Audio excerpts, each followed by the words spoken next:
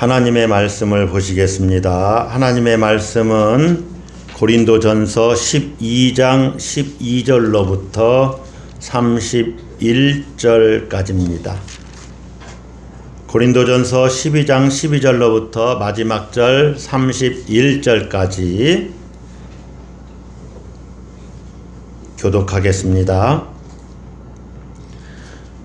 몸은 하나인데 많은 지체가 있고 몸의 지체가 많으나 한 몸임과 같이 그리스도도 그러하니라.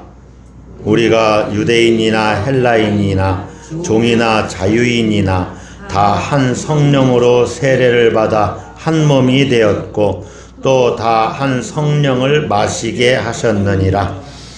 몸은 한 지체뿐만 아니요 여럿이니 만일 발이 이르되 나는 손이 아니니 몸에 붙지 아니하였다 할지라도 이로써 몸에 붙지 아니한 것이 아니요 또 귀가 이르되 나는 눈이 아니니 몸에 붙지 아니하였다 할지라도 이로써 몸에 붙지 아니한 것이 아니니 만일 온몸이 눈이면 듣는 곳은 어디며 온몸이 듣는 곳이면 냄새 맡는 곳은 어디냐. 그러나 이제 하나님이 그 원하시는 대로 지체를 각각 몸에 두셨으니 만일 다 한 지체뿐이면 몸은 어디냐. 이제 지체는 많으나 몸은 하나라. 눈이 손더러 내가 너를 쓸 데가 없다 하거나 또한 머리가 발더러 내가 너를 쓸 데가 없다 하지 못하리라. 그뿐 아니라 더 약하게 보이는 몸의 지체가 도리어 요긴하고 우리가 몸의 덜 귀히 여기는 그것들을 더욱 귀한 것들로 입혀주며 우리의 아름답지 못한 지체는 더욱 아름다운 것을 얻느니라. 그런즉 우리의 아름다운 지체는 그럴 필요가 없느니라. 오직 하나님이 몸을 고르게 하여 부족한 지체에게 귀중함을 더하사 몸 가운데서 분쟁이 없고 오직 여러 지체가 서로 같이 돌보게 하셨느니라. 만일 한 지체가 고통을 받으면 모든 지체가 함께 고통을 받고 한 지체가 영광을 얻으면 모든 지체가 함께 즐거워하느니라. 너희는 그리스도의 몸이요 지체의 각 부분이라. 하나님이 교회 중에 몇을 세우셨으니 첫째는 사도요 둘째는 선지자요 셋째는 교사요 그 다음은 능력을 행하는 자요 그 다음은 병 고치는 은사와 서로 돕는 것과 다스리는 것과 각종 방언을 말하는 것이라. 다 사도이겠느냐 다 선지자이겠느냐 다 교사이겠느냐 다 능력을 행하는 자이겠느냐 다 병 고치는 은사를 가진 자이겠느냐 다 방언을 말하는 자이겠느냐 다 통역하는 자이겠느냐. 너희는 더욱 큰 은사를 사모하라. 내가 또한 가장 좋은 길을 너희에게 보이리라. 아멘. 여러분, 우리가 세상을 살면서 우리에게 일어난 많은 사건들이 있지요. 그 중에서 가장 중요한 일이 무엇일까요? 우리가 일생 살아가면서 우리에게 있어서 가장 중요한 일이 과연 무엇일까? 많은 것들이 있지만 그 중에 가장 중요한 일은 바로 내가 예수를 그리스도라고 믿게 된 것입니다. 아멘이신가요? 내가 예수님을 나의 구세주, 나의 구원자로 믿게 된 것이 가장 중요한 사건이요. 어찌 보면 예수님을 믿게 된 것이 내 인생의 가장 큰 기적입니다. 왜냐하면 예수님을 놓치면 모든 것을 놓치는 것이기 때문에 그래요. 그러나 모든 것을 놓쳐도 예수님을 붙잡고 있으면 모든 것을 다 얻은 것과 마찬가지예요. 그만큼 중요한 것이 내가 예수를 그리스도로 믿고 있다는 것입니다. 이 사실보다 더 중요한 건 없어요. 왜냐하면 구원은 절대적인 사건이기 때문에 그래요. 세상의 것은 다 상대적입니다. 만약에 여러분들 중에 어떤 분이 어제 새 차를, 아주 좋은 차를, 제가 갑자기 떠오르는 생각은 뭐 람보르기니, 이런 차 여러분 이름이나 들어봤어요? 기본이 2억이에요. 그 차는. 어떤 차는 그냥 4억 6억이래요. 아주 스포츠카 멋진 차, 시속 막 350km 이렇게 나가는 차들. 저는 그런 차를 살 수도 있지만 너무 속도가 빨라서 안 사는 거예요. 우리나라에서는 달릴 데가 없어서. 자, 그런 차를 사가지고 왔다고 합시다. 그러면 그게 몇 년이나 가겠어요? 제가 이렇게 드리는 말씀은 다 그런 것은 상대적인 것이다 하는 것입니다. 예를 들어서 우리 중에 우리나라에서 좋은 차를 딱 사갖고 왔는데 다른 사람이 그거보다 더 화려하고 더 값비싼 차를 몰고 오면 그 사람은 기가 죽는 거예요. 예를 들면 어깨를 의시대면서 내 차는 이렇게 좋은 차다 했는데 다른 사람이 더 좋은 차를 갖고 오면 기가 죽겠죠. 그래서 세상의 것은 절대적이질 않아요. 그러나 우리에게 일어난 많은 일들 중에 절대적인 사건이 하나 있는데 그것이 나의 구원 사건이에요. 구원 사건. 나의 구원 사건. 그래서 교회를 종말론적인 메시아 공동체라고 말하는 이유가 거기에 있어요. 왜냐하면 장차 우리에게 이루어지는 구원, 그거보다 더 중요한 것이 없기 때문에 그렇습니다. 우리가 매 주일 교회에 나오고 예배드리고 또 세례받고 성만찬에 참여하고 또 성경 공부를 통해서 성경을 배우고 그렇게 하나님을 알아가고 덩달아 나 자신을 알아가고 그래서 또 교회 나오면서 서로가 서로를 섬기고 봉사하고 이렇게 해서 우리가 하나가 되어가는 거룩한 사건에 지금 동참하고 있는 거예요. 이러한 거룩한 공동체에 속해 있는 우리들입니다. 우리 교인들은 다 그래서 이 거룩한 공동체에 이렇게 속해 있어요. 그런데 왜 이렇게 나에게 내 인생의 가장 중요한 사건이 그 사건으로 말미암아 내가 교회 공동체의 일원이 되었는데 한 사람 한 사람이 다 그렇잖아요. 그런데 왜 나에게 아니 우리 교회 공동체에 갈등이 있고 분쟁이 있을까? 그렇게 중요한 구원받은 사람들이 모인 공동체인데 왜 교인들 사이에 분쟁이 있을까? 너무 의아하지 않습니까? 자, 크게는 기독교 공동체의 그 세 가지 양식이 있지요. 로마 카톨릭교와 또 정교회가 있습니다. 그리고 우리 프로테스탄트 교가 있습니다. 개신교라고 하지요. 이렇게 큰 기독교 안에는 세 가지 모습이 있어요. 정교회가 있고 로마 카톨릭교가 있고 우리 개신교가 있어요. 정교회는 동방교회라는 그런 별명이 붙어 있고 서방교회는 카톨릭과 우리 개신교입니다. 그런데 뭐 큰 분쟁이 있다고 하기는 좀 그렇지만은 각각의 특색이 있고 나름대로는 각각 이렇게 완전히 하나가 되기에는 어려운 그러한 여러 가지 문제들이 있어요. 성경 해석의 문제가 다르고 교회의 전통이 많이 다른 면이 있어요.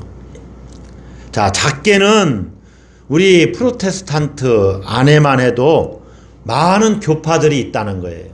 교파에 따라서 분쟁이 일어날 수가 있어요.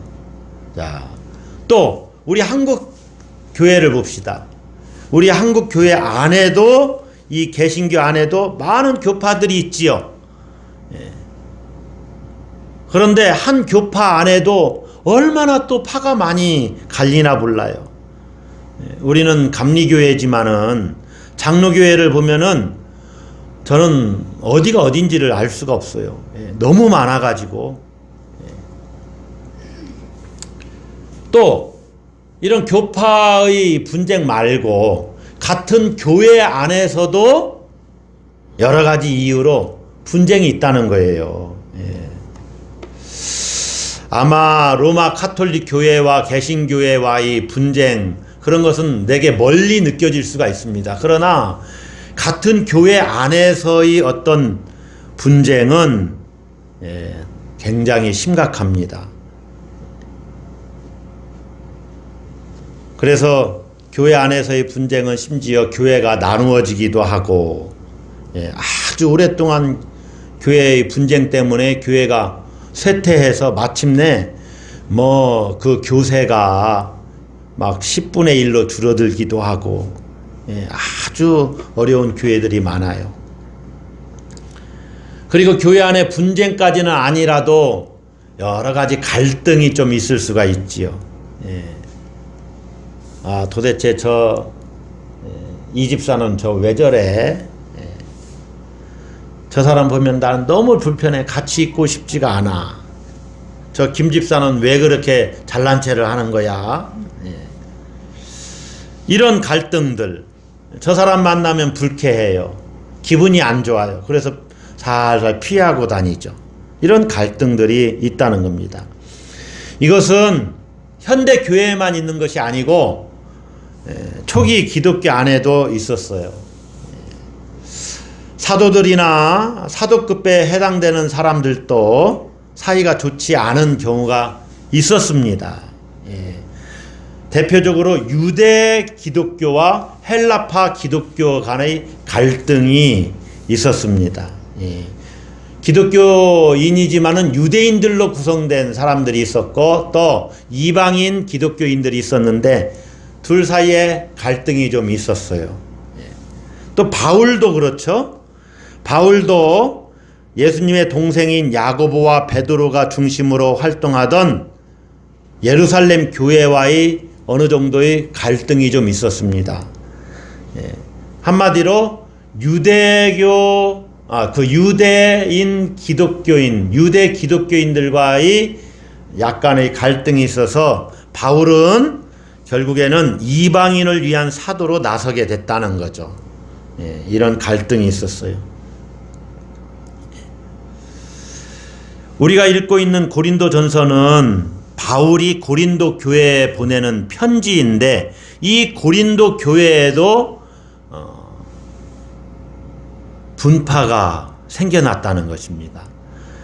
바울을 따르는 바울파가 있었고 또 베드로를 따르던 베드로를 추앙하는 게바파가 있었고 또 아볼로를 따르는 아볼로파가 있었고 심지어 나는 예수님파다 해가지고 그리스도파가 있었던 거예요.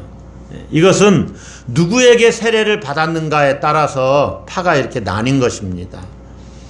바울이 고린도 전서를 쓴 가장 큰 목적 중에 하나는 이러한 분파주의를 경계하고자 했던 거예요.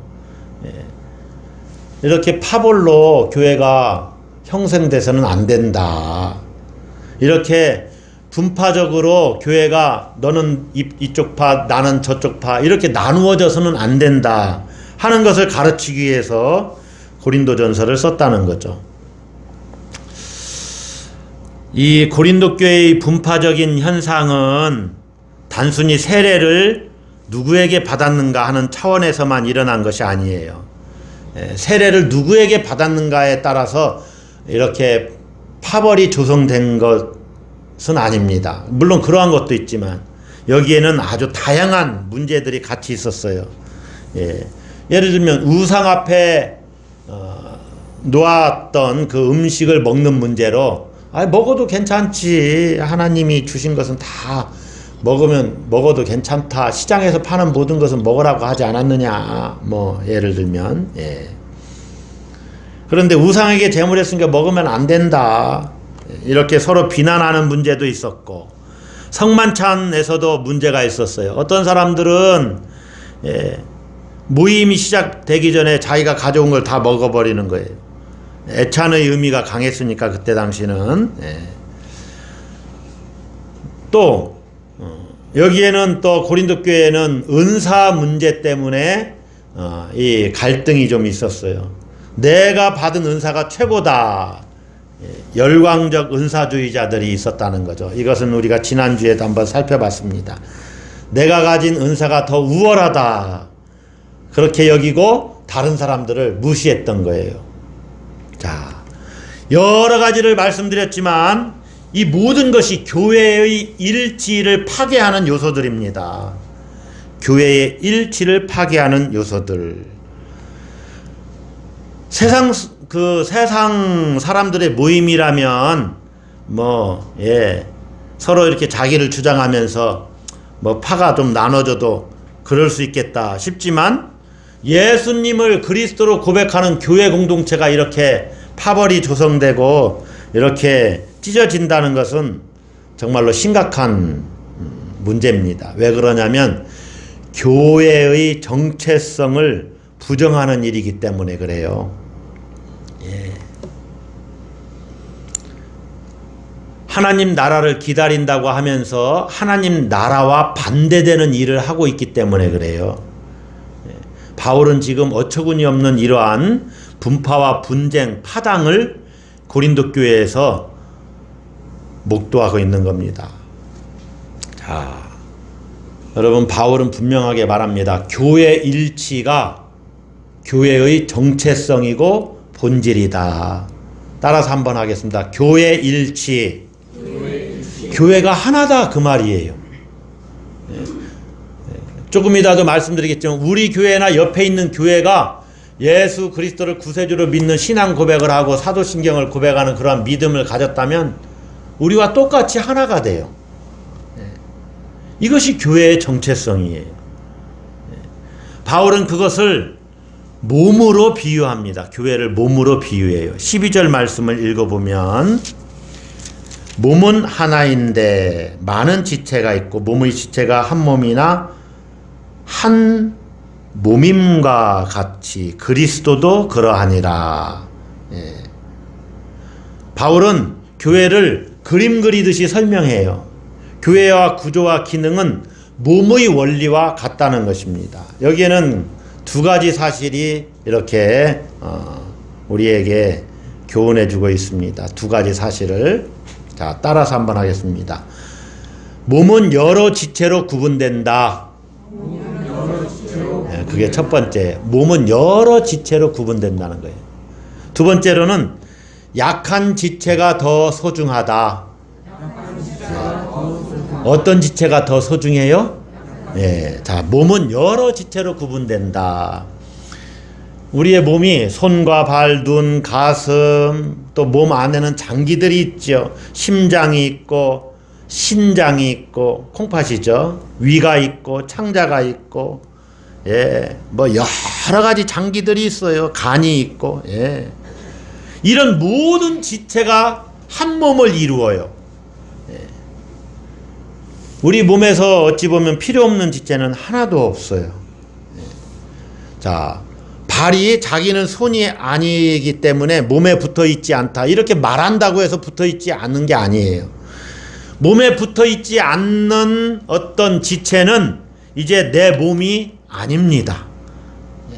몸에서 떨어져 있는 것은 내 몸이 아니에요. 자, 귀가 눈에게 얘기합니다. 나는 눈이 아니기 때문에 몸에 붙어 있지 않다. 그렇다고 몸에 붙어 있지 않은 것이 아니요. 눈만 있으면 어떻게 들을 수 있겠습니까? 또 귀만 있으면 어떻게 볼 수가 있어요?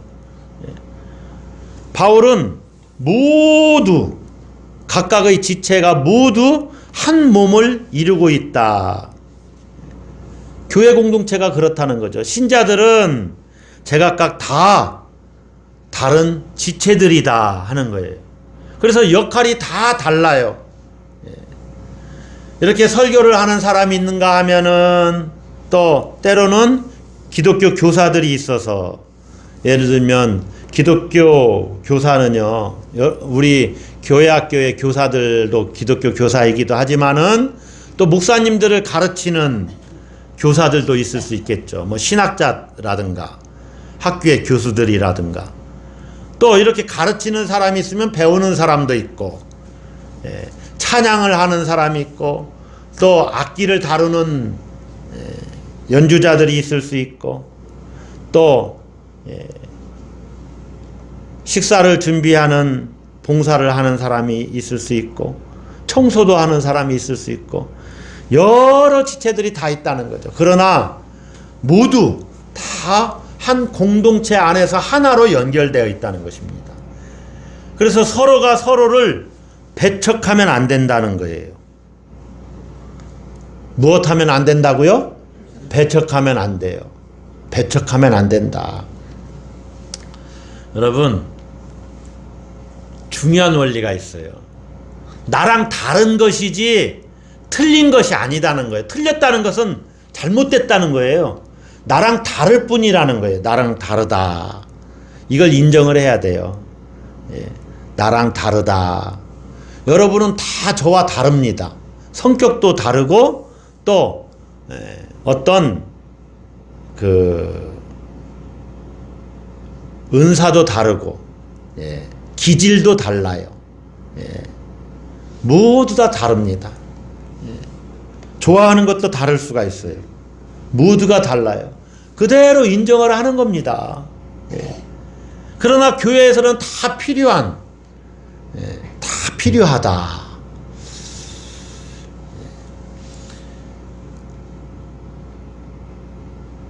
교회를 몸이라고 말할 때 두 가지 중에 한 가지를 말씀드렸습니다. 몸은 여러 지체로 구분된다. 두 번째는 뭐가 더 소중하다고 그랬어요? 약한 지체가 소중하다고 그랬어요. 여러분, 우리 장기 중에 가장 약한 부분이 뭘까요? 약한 부분.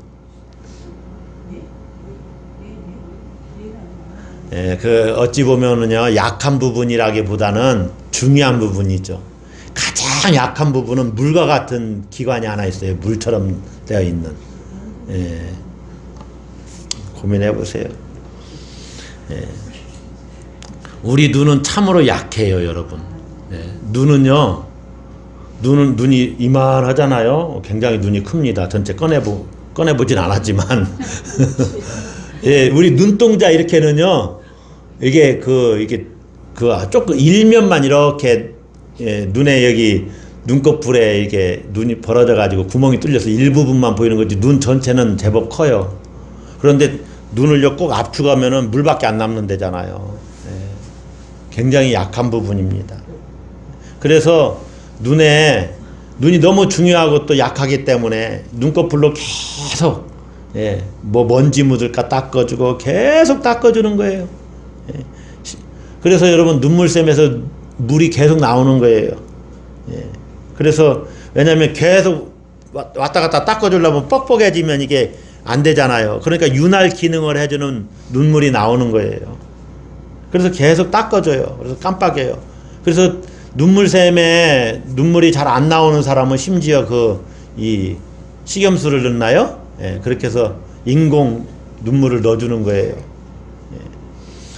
요즘에는 미세먼지가 너무 심해지다 보니까 속눈썹이 길어지고 있답니다. 전체적으로. 그래서 요즘에 태어나는 아이들은 속눈썹이 길어졌대요. 이거는 조사한 연구 발표한 것을 보면 그래요. 속눈썹이 길어져요. 저도 좀 요즘 태어났으면 좀 눈이 좀 더 이뻐질 수 있을지도 모르는데. 자, 우리 팔과 다리는 굉장히 강합니다. 특별히 다리는 굉장히 강해요. 그래서 여러분, 연세가 드셔도 오래오래 건강하게 살기 원하시면 먼저 다리에 있는 가장 큰 근육을 강하게 해야 된다고 그러더라고요. 그러나 다리와 눈 중에 다 중요하지만 어찌 보면 눈이 더 중요할 수도 있어요. 다리 한짝 제대로 사용을 못하더라도 눈이 없는 것보다는 덜 불편할 겁니다. 그래서 어찌 보면 약한 지체가 더 소중할 수가 있어요. 또 중요한 지체들은요, 막 이렇게 감싸요. 우리 몸에서. 신기해요. 뇌가 중요하잖아요. 그러니까 모든 뇌 전체를 다 뼈로 감싼 거예요. 이 뼈로. 그래서 우리 머리가 이렇게 돌처럼 딱딱한 것이 그 안에 뇌가 있기 때문에 그래요. 그래서 여러분, 이 돌대가리야, 그렇게 말하면 안 돼요. 돌처럼 딱딱해야 돼요. 이게 잘 감싸줘야 돼요. 자, 우리 몸에 갈비뼈로 심장을 보호하잖아요. 이게 다 뭐 중요하니까. 이 중요하기 때문에 다 이렇게 감싸고 있는 겁니다. 보이지 않는 지체가 더 중요해요. 심장은 보이지 않지만 우리 몸에서 가장 중요하다고 볼 수가 있어요. 그래서 약한 지체, 아름답지 못한 지체, 이런 것들을 귀하게 보호해야만 몸이 건강해질 수가 있습니다. 교회도 마찬가지예요. 약한 신자들을 귀하게 여겨야 됩니다. 겉으로 크게 드러나지 않지만은 눈물이 많고 마음이 여리고 또 새로 교회에 온 사람, 이런 분들을 귀하게 여겨야 돼요. 귀하게 여겨야 돼요.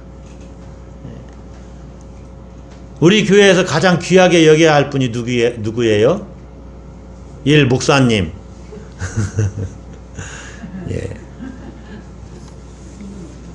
가장 약한 지체를 귀하게 여겨야 됩니다. 할렐루야. 왜 저래? 맨날 교회에 와서 눈물이나 질질 짜고 얼마나 슬프면 교회 와서 울겠어요. 아유, 무슨 문제가 있어서 저렇게 눈물을 흘리면서 주님께 기도할까? 위에서 기도해 줘야지. 왜 저래? 이건 정죄하는 마음이죠. 약한 지체를 서로 돌보고 또 귀하게 여기고, 이것이 몸의 원리예요. 몸의 원리. 이 두 가지 원리를 정리하면 몸은 여러 지체로 구분된다. 약한 지체가 더 소중하다. 이 두 가지 원리를 정리하면 몸의 지체 사이에 분쟁이 없고 서로 돌보는 것이다. 이렇게 우리가 정리를 해볼 수가 있어요. 그래서 25절에 보면 몸 가운데서 분쟁이 없고 오직 여러 지체가 서로 같이 돌보게 하셨느니라. 우리 몸은 서로 이렇게 다 돌보는 거예요. 서로 돌보는 거예요.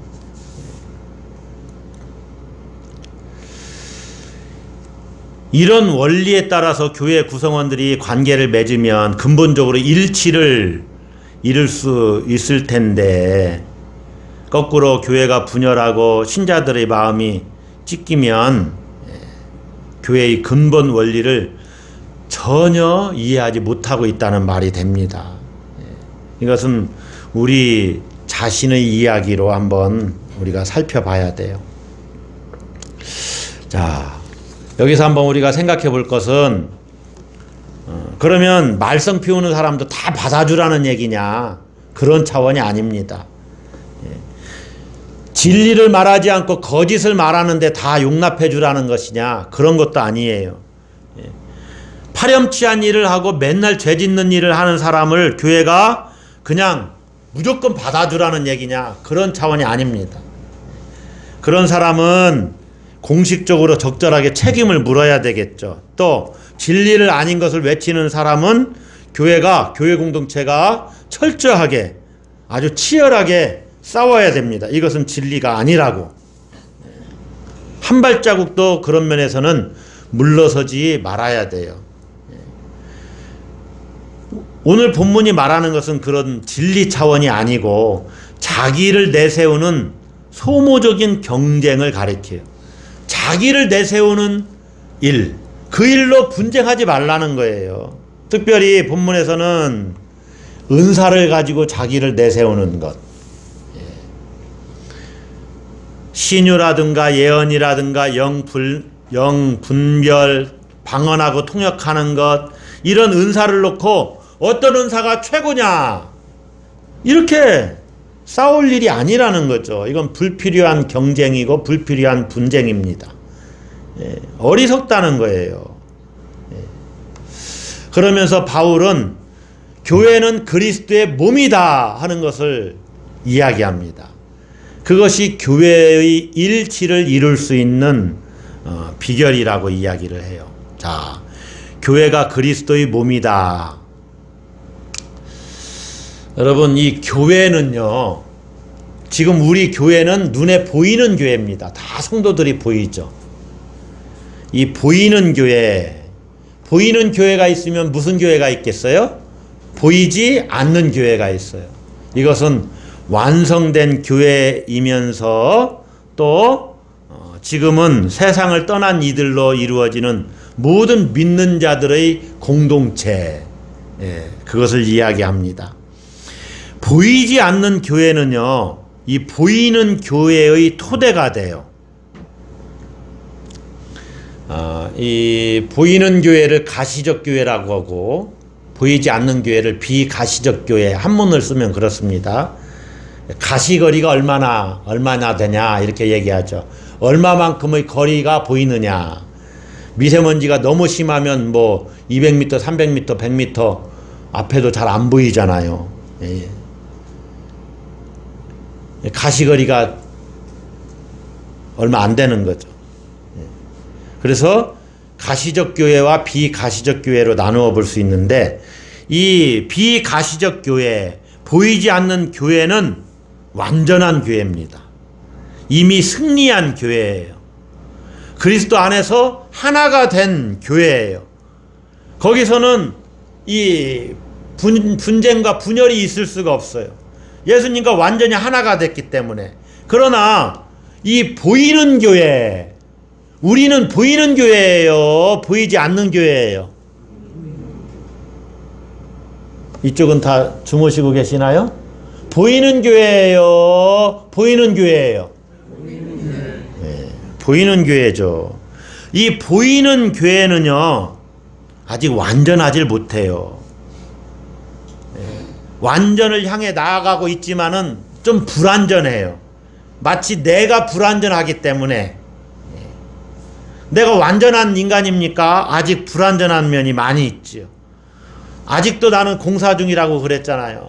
계속해서 완전을 향해서 나아가고 있어요. 이 보이는 교회는 진리를 드러내기 위해서 아직 전투 중인 교회입니다. 진리가 아닌 것과 싸워야 돼요. 악의 세력과 싸워야 됩니다. 그런 교회예요. 예수님과 완전히 하나가 되어 있지는 못해요. 교리상으로는 그리스도의 몸이기 때문에 하나가 주님께 딱 붙어 있지만은 아직 완성된 것이 아니다, 그 말입니다. 그래서 교회 공동체는 이미와 아직 사이에 있어요. 무엇과 무엇 사이에 있어요? 이미와 아직. 우리가 그런 거, 우리 구원이 이미 벌써 내게 구원이 이르렀죠. 예수 믿는 그 순간에. 그래서 이미 벌써, 그러나 아직 아닌 상태, 아직 완전히 내가 완성된 하나님 나라에 들어간 것이 아니잖아요. 그래서 이미와 아직 사이에 있어요. 이미 벌써, 아직 아닌. 따라서 한번 하겠습니다. 이미 벌써, already. 아직 아닌, not yet. already, not yet 사이에 있어요. 우리 교회 공동체가. 거기가 우리의 현 주소예요. 교회 공동체는 하나님 나라가 이미 왔고 교회에 하나님 나라가 있어요. 그러나 아직 완성되지 않은 그러한 과도기적인 상태에 있다. 그래서 보이는 교회는 불완전한 교회요, 전투적인 교회입니다. 예수 그리스도 밖에서 분리되어 있어요. 이러한 보이는 교회의 여러 상처들은 종말이 되면 완전히 치료되고, 종말에는 보이는 교회가 필요가 없어요, 이제. 왜냐하면 완성됐기 때문에. 예. 그러나 여러분, 우리 이 보이는 교회는 보이지 않는 교회와 연결되어 있습니다. 보이는 교회는 보이지 않는 교회와 연결되어 있어요. 완성된 하나님 나라, 그 교회와 연결이 되어 있어요. 마치 우리의 현재가 영혼과 연결되어 있는 것과 마찬가지예요. 우리의 지금이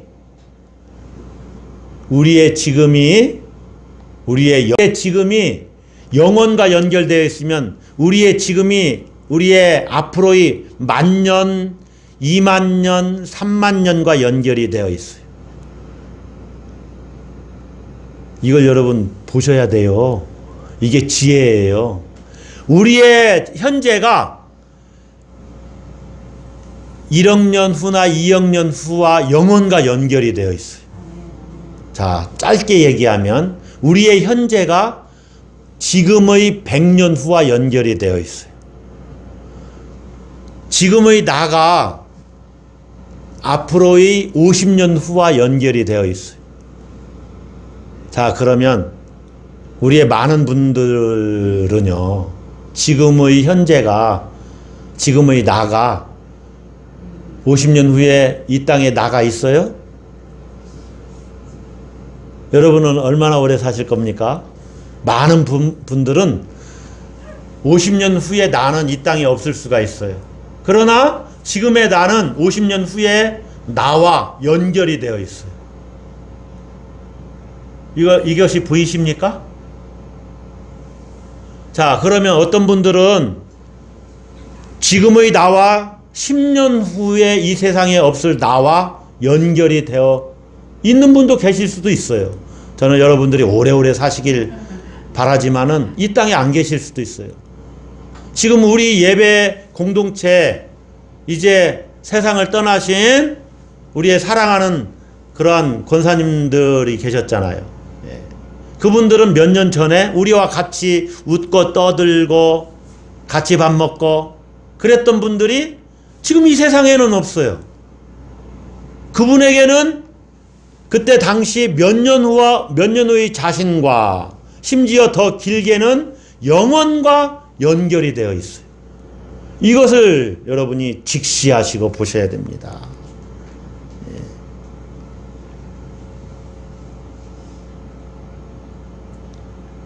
보이는 교회는 보이지 않는 교회의 승리의 교회와 그렇게 연결이 되어 있어요. 그래서 보이지 않는 교회가 보이는 교회를 보이는 교회의 상처를 치료해요. 예. 치료해줘요. 보이지 않는 교회가 이 보이는 교회의 어려움들을 이렇게 치료하고 거기에 능력을 부여해줘요. 무슨 능력입니까? 아직 교회는 과도기적이지. 그러니까 힘을 내야지. 교회는 아직 과도기적이지. 그러나 예수 그리스도의 몸인 것만은 분명하다. 그러니까 분열하지 말고 서로 하나가 돼야지. 이런 능력이 보이지 않는 교회를 통해서 보이는 교회에 공급이 되는 겁니다. 다 연결이 되어 있기 때문에. 보이지 않는 영광의 교회를 가리켜 바울은 그리스도의 몸이라고 했죠. 마찬가지로 보이는 교회가 그리스도의 몸인데 아직 완성된 것은 아니지만, 자 12절에 보니까 몸은 하나인데 많은 지체가 있고 몸의 지체가 많으나 한 몸임과 같이 그리스도도 그러하니라 그랬죠. 그리스도도 그러하다. 자, 여기서 그리스도가 어떤 분이신가를 여러분 아셔야 됩니다. 예수님은요 부활 이전과 부활 이후가 완전히 달라요. 부활 이후는 모든 예수님의 신성을 다시 회복했습니다. 이것이 승천. 이 승천의 사건은요, 승귀라고 볼 수가 있어요. 높고 높은 보좌 위로 다시 오르신 거예요. 그래서 골로새서에서는 이렇게 말합니다. 그는 보이지 아니하는 하나님의 형상이시요 모든 피조물보다 먼저 나신 이시니 만물이 그에게서 창조되되 하늘과 땅에서 보이는 것들과 보이지 않는 것들과 혹은 왕권들이나 주권들이나 통치자들이나 권세들이나 만물이 다 그로 말미암고 그를 위하여 창조되었고, 제가 골로새서 1장 16절 말씀을 읽었어요. 예수 그리스도가 만물의 주재자시라는 거예요. 자, 그러면 여러분에게 질문 한번 합니다. 예수 그리스도는 온 세상의 머리라는 거예요? 몸이라는 거예요? 머리라는 거예요. 따라서 한번 하겠습니다. 예수 그리스도는 온 세상의 머리이시다. 다시 말하면 온 세상의 주권자여 통치자이시라는 거예요. 부활의 주님이 우주론적 생명의 근거라는 거예요. 온 세상의 머리. 자, 그럼 여러분이 이 시점에서 딱 이렇게 생각을 해야 돼요. 아, 예수 그리스도는 교회의 머리이신데, 마찬가지로 예수님은 온 세상의 머리예요. 온 세상의 모든 지체 하나하나가 예수님의 몸과 같아요. 예수님의 지배를 다 받고 있어요. 그래서 여러분, 온 세상이 예수님의 몸과 같다, 예수님의 몸이다라고 생각하는 사람들은 만물을 다 사랑하는 영성이 열립니다. 아, 이것도 예수님이 통치하고 계시지. 온 세상의 주권자이시지. 모든 피조물을 바라볼 때, 야, 이것도 예수님의 피조세계지. 이렇게 보기 시작해요. 쓸데없는 것이 하나도 없어요. 그렇게 봐야 됩니다. 예수님의 몸이라는 거요. 교회 공동체를 볼 때도 그렇게 봐야 돼요. 온 세상이 예수님의 몸이듯이 교회 공동체도 예수님의 몸이에요. 그래서 우리 교회 공동체는 모든 지체들이 하나하나의 각각이 제 기능을 발휘하며 자기 역할을 하지만 그리스도의 몸으로서 하나입니다. 할렐루야. 그리스도의 몸으로서 하나다. 그래서요, 교회 안에서는요, 서로 경쟁하지 않습니다. 저 사람을 내 욕망을 채워주는 대상으로 보질 않아요. 저 사람을 어떻게 이용해 먹을까 그렇게 보질 않는 거예요. 서로가 서로를 섬기고 다 교회 안에서의 각각의 지체라고 보고, 또 우리 그리스도인들은 세상을 볼 때도 그렇게 봐요. 그리스도의 몸이니까 세상 사람들을 내가 이용할 대상으로 그렇게 보면 안 되는 거예요. 내가 섬겨야 할 대상. 왜냐하면 온 세상도 그리스도의 몸이기 때문에. 이것이 그리스도가 온 세상의 머리라는 사실로 인식하는 우리 크리스찬들의 영성이라고 볼 수가 있어요.